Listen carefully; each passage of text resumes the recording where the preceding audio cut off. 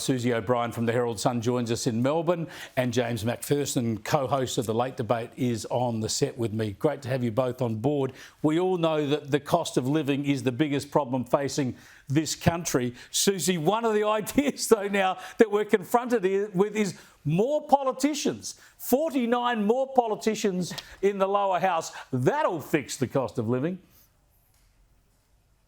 Yes, well, we're supposed to get an extra 12 senators in Victoria and 50 nationwide under this particular proposal to $12.5 million worth of extra politicians. I say no, thank you very much. Of course, this would be the Senate where they have 6-year terms. The only thing that good that has come out of this particular proposal is some changes to some of the funding and some of the political donations, which I think they should bring in. But I can't see how or why we need more politicians. They are the problem, James. The politicians are the problem. And the lowest you can be paid as a federal politician is a package that's worth close to $300,000. Yeah. So more of them is going to help the cost of living, I don't think. I don't think so at all. I had to check the date on the newspaper. When I read this story, I thought, is it November 28 or April 1st? I mean, what we need now is more politicians. You've got to be kidding me. I mean, we're already overgoverned. I think if they were suggesting less politicians, Australians would embrace it en masse. But more politicians? I mean, where are they going to find these people anyway? We've already got so much 151 in the lower house. They're not so exactly the brightest people, and they're meant to be the best of us. But the real thing here is more senators from the ACT. You've got to be kidding me. It's the most progressive left-wing place in the country. They've got the most liberal abortion, euthanasia, drug laws. The last thing our country needs is more senators from the ACT.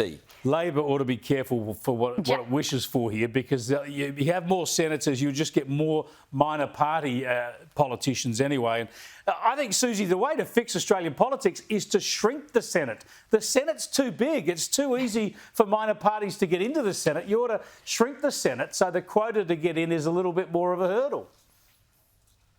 Well, I can think of some Victorian senators I'd like to see imported to other states.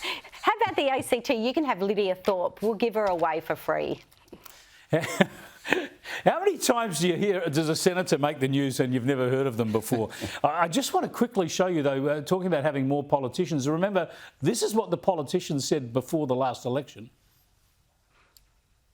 Taking pressure off the cost of living. Of addressing cost of living issues to take pressure off living standards. There is a cost of living crisis. Meaningful help with your cost of living. The cost of everything is going up. Yeah, well, that's what the politicians will give you. They just give you more promises and they don't keep them, as we're seeing when it comes to cost of living. Also, with all those politicians, when the High Court hands down a finding that could set free hundreds of criminals, asylum seeker criminals in this country, all those politicians and no one saw it coming. And now that the police are supposed to be keeping an eye on them, they can't find one of them. Listen to the border security boss. The Australian community should be assured that all efforts coordinated under Operation Aegis are being made to track down this individual. As he would be well aware, as all members would be well aware, this government does not comment on operational or individual matters. The Immigration Minister, Andrew Giles, there. Talk about your talent pool here. The idea is you put the ankle bracelet on them before you release them, not release them, then try to find them.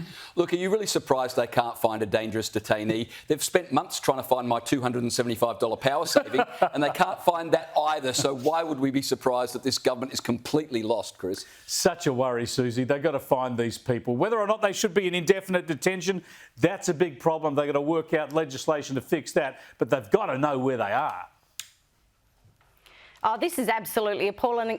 It's like a Wiggles song, you know, wake up, Jeff, wake up, Giles. I mean, they knew 6 months ago that this was going to happen, and as if you don't have dangerous criminals who decide to not play by the rules. I mean, it is really appalling. And for them to say, oh, please be assured, we've got this one covered, it's an absolute disgrace. I mean, honestly. Yeah, that's a time to worry, isn't it, when a politician says, please be assured.